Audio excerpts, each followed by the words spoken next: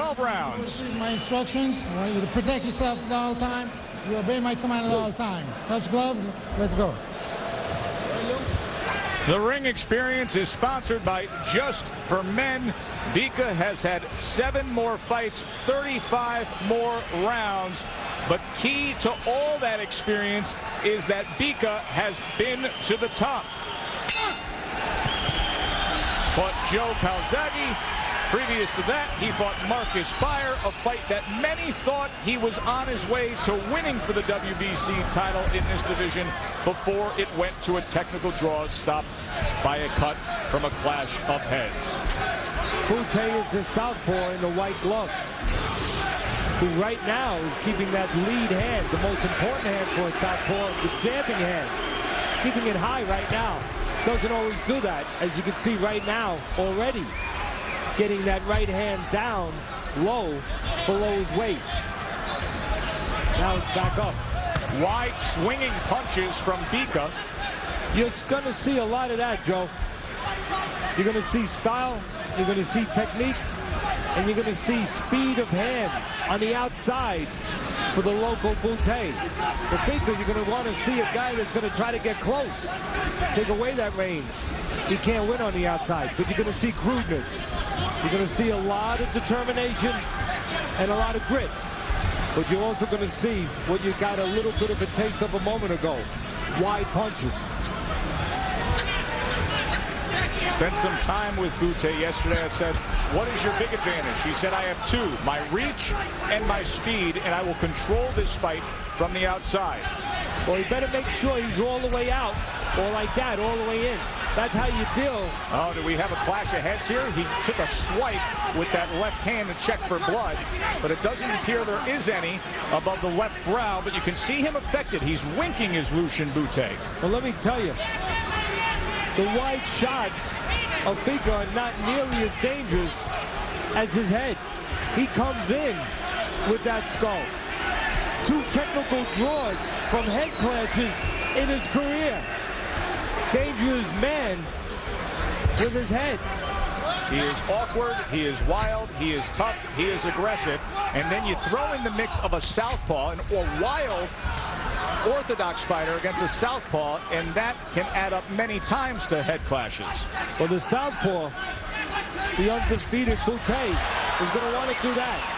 Again, you can be inside. I know it might not sound that way or feel that way to a layman. They'll say, why would you want to be in close to someone as physical and as strong as Bika?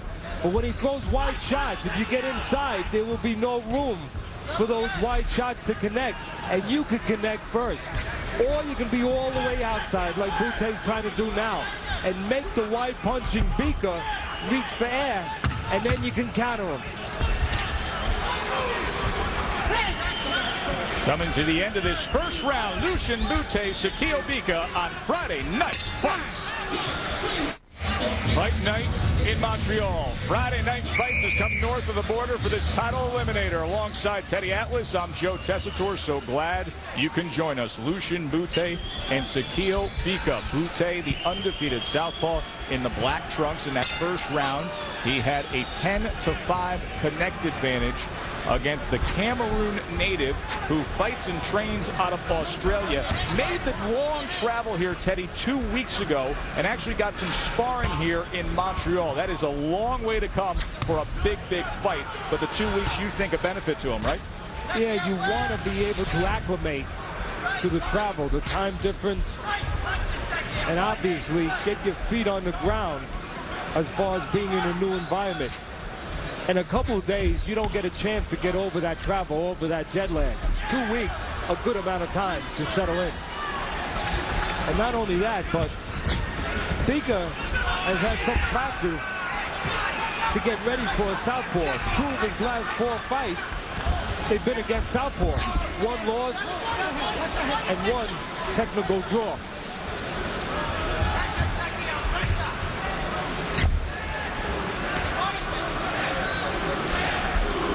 Again, for Bute, you see what it's all about. He's more versatile, more dimensional. He can use that ring, fight on the outside, get off first, get angles. He can even step inside some of those wide shots and take a look once in a while. For Bika, it's what you see is what you're going to get. One dimension, one gear, right in front. And when he comes fat. He comes wide. That's an example of him being countered after he threw and kind of fell forward with that right hand. Well, he'll do a lot of that. Bute was able to respond. Again, for Bute, the formula, simple but strict. Either be all the way on the outside where you make Bika fall forward and leave himself like that, wide open to counters, or get all the way in. Where you can't be is just in no man's land. Right out in front like that. He was right there, and Bika took advantage with the right hand. Now a free swinging left hand from Bute. That misses. Back to the jab.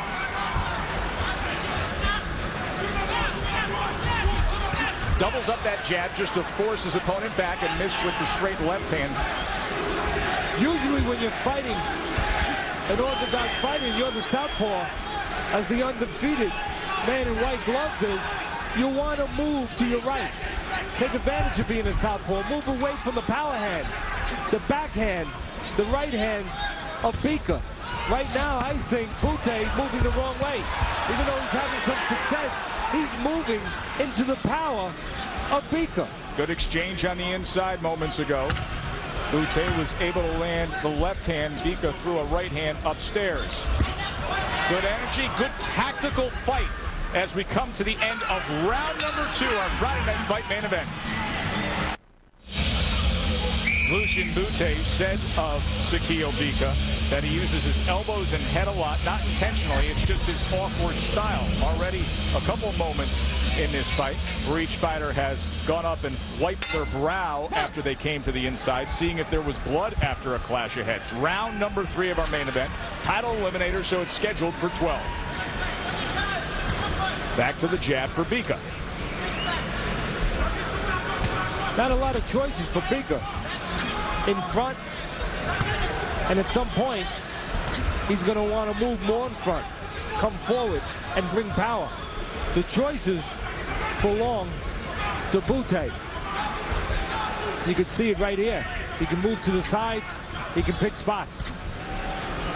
Punch track numbers, the headshots in round number 2, where Bika had a 16-4 connect advantage. It was 18-13 connect advantage overall in that second round.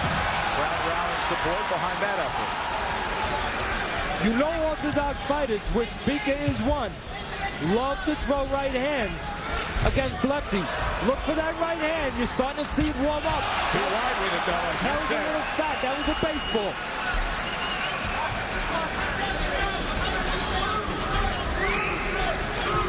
Bute quick to release that trigger on the left hand to the body as Bika came swinging with that wide right hand. Now on the inside, that right hand was blocked by Bute. Again, if Bika's looking for the right hand, it only means something if he has a target. That means cooperation from Bute. To me, that means Bute moving the wrong way, to his left, into that right hand, instead of to his right.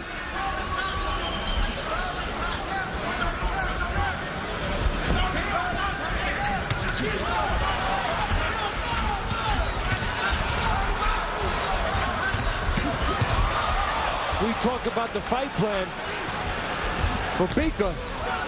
Instead of going with the conventional thought of right hands against the southpaw, to try that left hook when the right hand is down of Bute. Bika has had a little success this round trying that left hook. Watch again when that right hand of Bute is low. That tells me, and that should tell Bika, he cannot use that hand. Right now it's up in punching distance, so you have to respect it. But when it's down around the hip, which it will be momentarily, that's his spot.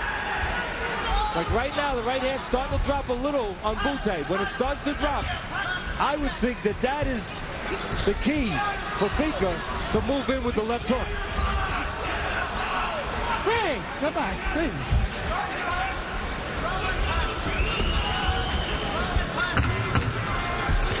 Bute comes forward, misses with the straight left hand before Marlon B. Wright separates them. Misses again with the straight left as Bika was able to get underneath it. Such a big showcase night for Lucian Bute. Stefan LaRouche has all the confidence in the world.